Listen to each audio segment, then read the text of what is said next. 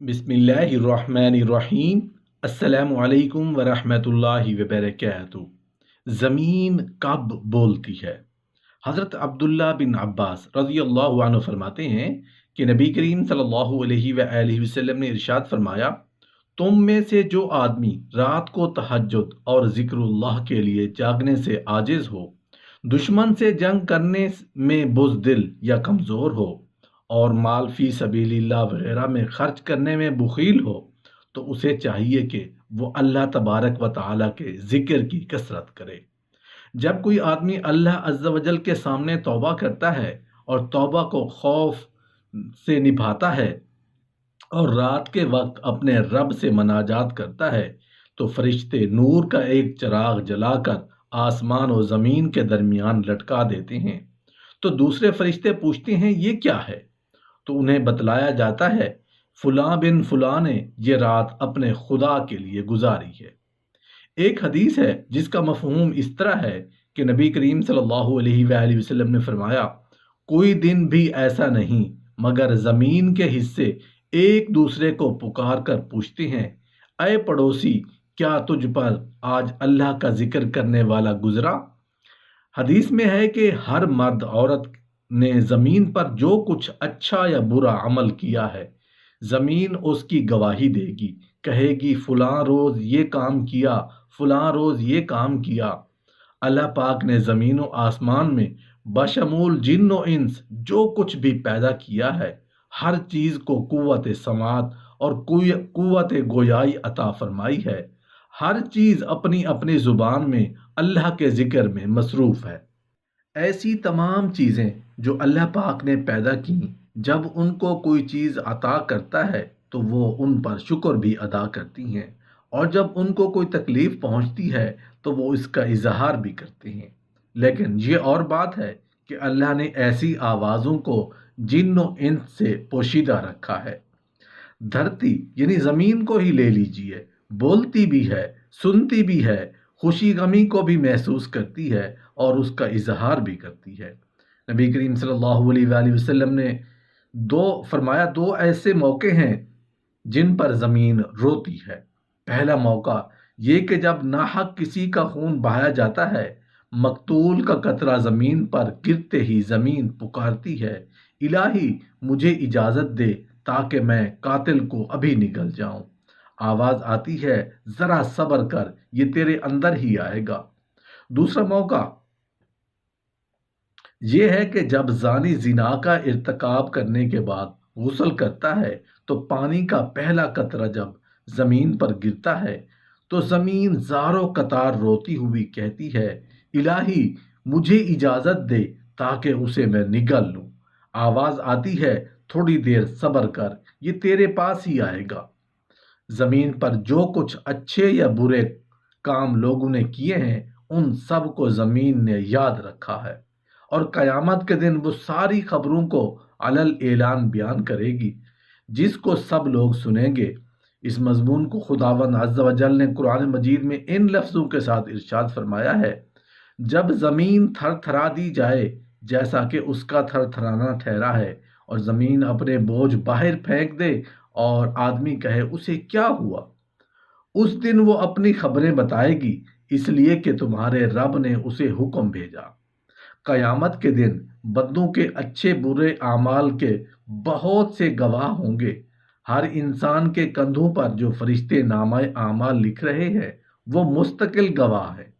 फिर उनके अलावा इंसान के आज़ा गवाही देंगे, यानी इंसान के हाथ पांव आंख कान वगैरह जिन जिन आज़ा से जो जो आमाल किए गए, हर उज़्व गवाही देगा। फिर ज़मीन पर जो नेकी या बदी इंसान ने की है, उन आमाल के बारे में ज़मीन हर अमल की खबर देगी और खुदावंद कुद्दूस के हुजूर गवाही देगी। खुलासा यह है कि इंसान चाहे जितना भी छुपा कर कोई अच्छा या बुरा अमल करे, मगर वो अमल कयामत के दिन हरगिज छुप ना सकेगा, बल्कि हर आदमी का हर अमल उसके सामने पेश कर दिया जाएगा और वो अपने तमाम करतूतों को अपनी आंखों से देख लेगा और हर अमल का बदला भी पाएगा। चुनाचे खुदावंद कुद्दूस का इरशाद है, اس دن لوگ اپنے رب کی طرف پھریں گے کئی راہ ہو کر تاکہ اپنا کیا دکھائے جائیں۔ جو ایک ذرہ بھر بھلائی کرے اسے دیکھے گا اور جو ایک ذرہ بھر برائی کرے اسے دیکھے گا۔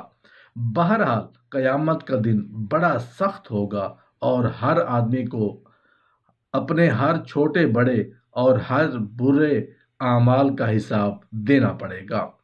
فرشتے جب مجالس ذکر سے فارغ ہو کر اوپر جاتے ہیں تو اللہ جل شانہ فرماتے ہیں، اے میرے ملائکہ تم کہاں تھے؟ جبکہ وہ جانتا ہے کہ یہ کہاں تھے۔ تو وہ عرض کرتے ہیں، اے ہمارے پروردگار، آپ تو خوب جانتے ہیں ہم آپ کے بندوں کے پاس تھے جو آپ کی تسبیح بیان کرتے تھے، تقدیس بیان کرتے تھے، تعظیم بجا لاتے تھے، آپ کی بزرگی کا اظہار کرتے تھے، آپ سے مانگتے تھے، استغفار کرتے تھے اور آپ سے پناہ طلب کرتے تھے۔ اللہ تعالیٰ فرماتے ہیں، اے میرے ملائکہ وہ کیا طلب کرتے تھے؟ وہ کس سے پناہ مانگتے تھے؟ تو وہ کہتے ہیں، اے ہمارے پروردگار، آپ خوب جانتے ہیں وہ جنت طلب کرتے تھے اور دوزخ سے پناہ مانگتے تھے۔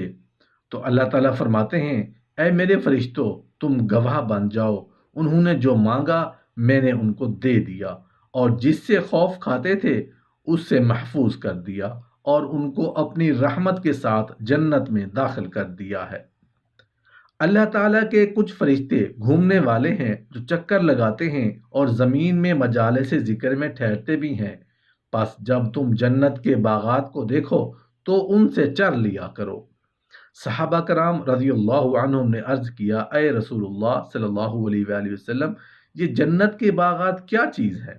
تو آپ صلی اللہ علیہ وآلہ وسلم نے ارشاد فرمایا، مجالس ذکر، تم صبح و شام اللہ تعالیٰ کے ذکر میں گزارا کرو، اور جو شخص پسند کرتا ہے کہ وہ اللہ کے نزدیک اپنا مرتبہ معلوم کرے تو اس کو چاہیے کہ یہ دیکھے کہ اس کے نزدیک اللہ تعالیٰ کا کیا مقام و مرتبہ ہے، کیونکہ اللہ تعالیٰ بندے کو اسی مرتبہ میں رکھتے ہیں جتنا بندے نے اللہ تعالیٰ کو اپنے دل میں جگہ دی ہے۔ محبت والوں پر جب رات چھا جاتی ہے تو وہ اپنے قدم پھیلا دیتے ہیں اور رکوع اور سجدہ کی حالتوں میں ان کے رخساروں پر آنسو جاری رہتے ہیں۔ پس جب اللہ جل جلالہ ان پر متوجہ ہوتے ہیں تو فرماتے ہیں، اے جبرائیل، وہ میرے سامنے ہے جس نے میرے ساتھ کلام کرنے میں لذت پائی اور میرے ساتھ مناجات کر کے راحت محسوس کی۔ میں ان سے باخبر ہوں، ان کی بات کو سنتا ہوں، ان کے غم رونے کو دیکھتا ہوں۔ اے جبرائیل، ان کو آواز دو اور کہہ دو، یہ پریشانی کیوں ہے جو میں دیکھ رہا ہوں؟ کیا کسی مخبر نے تمہیں نہیں بتلایا ہے کہ دوست اپنے دوستوں کو آگ کے عذاب میں ڈالے گا؟ کیا مجھے یہ اچھا لگتا ہے کہ میں ایک قوم کو رات کو ٹھکانہ دوں اور ان کو سوتے میں دوزخ کا حکم کروں؟ ایسا تو کوئی برے آدمی کو بھی لائق نہیں۔ مالک کریم کے مناسب کیسے ہو سکتا ہے؟ مجھے اپنی عزت کی قسم، میں ان کے سامنے اپنا ہدیہ ضرور پیش کروں گا، یعنی اپنے چہرہ مبارک سے پردہ ہٹاؤں گا، میں ان کی طرف دیکھوں گا اور وہ مجھے دیکھیں گے۔